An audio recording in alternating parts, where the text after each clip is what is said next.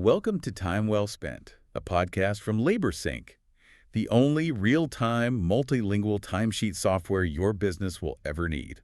Today, we're diving into a problem that doesn't show up on a balance sheet, but it definitely bleeds money: the logistics of isolation. The ghost ship effect. Yeah, we're looking at a LaborSync blog article that really breaks this down. In a normal office, you have the water cooler, you have the break room. Right. But in field services, landscaping, construction, your office is scattered across 5 different zip codes. Exactly. You might have one crew downtown, another team in the suburbs. They wear the same logo, but, they're basically strangers. And the article makes this really critical point. This isn't just about people feeling, lonely. It's a structural risk. It is. When your team is just a collection of individuals who happen to share a boss, you lose what they call organizational citizenship. Which is just a fancy term for what? For helping a buddy out. I mean, if you don't know the guy across town, you're not going to stay an extra hour to help him finish his job. And that's where the turnover comes from. That's it. There's no social glue holding people to the company. Okay, so let's get into the fix. The article talks about building a digital water cooler. Now, I gotta say, that sounds a little like forced fun. I get that. I was skeptical too. Does a construction crew really want a group chat for memes? Right. But the approach here is solid. It's not about management spamming motivational quotes. It's about creating a dedicated channel specifically for non-work stuff. So you actually ban talk about schedules or supplies in that one chat. Precisely. It's for the fishing photo from the weekend, or the crazy thing a customer said. It creates what they call micro connections. Low-stakes interactions. Low stakes, high frequency. You can't fly everyone in for some big team building thing every week. But a 15-minute video call on Monday or a voice memo to the whole crew on a Friday, that mimics the break room banter. It humanizes the names on the schedule. It does? That actually brings up another toxic thing the text highlights: tribalism.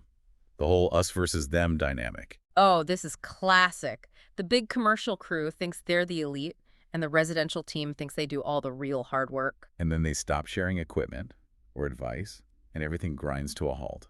So the solution here is really interesting. It's about having a shared scoreboard. Meaning, Meaning, if the only goal a worker sees is, finish my job today, you get silos. You have to make the collective wins visible to everyone. the example from the article that really jumped out was safety. Instead of just employee of the month, you celebrated something like 90 days, company-wide, 0 accidents. Yes.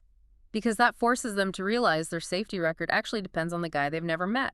It aligns everyone. This brings us to the tech side of things, the single source of truth. We're talking about a central system like LaborSync. This is so crucial. A single source of truth just means there's one place for all the data.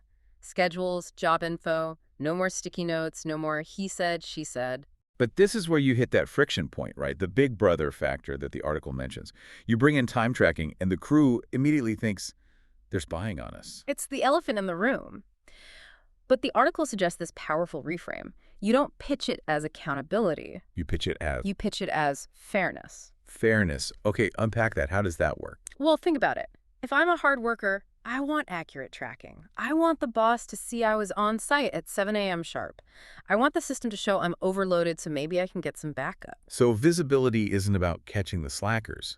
It's about protecting the high performers from burnout. Exactly. Fairness is the foundation of morale. When people feel the system is fair, they buy in. I like that. All right, let's do a quick rapid fire. Based on the source, what are a few things a manager can do, like this week? Okay, number 1, the weekly why.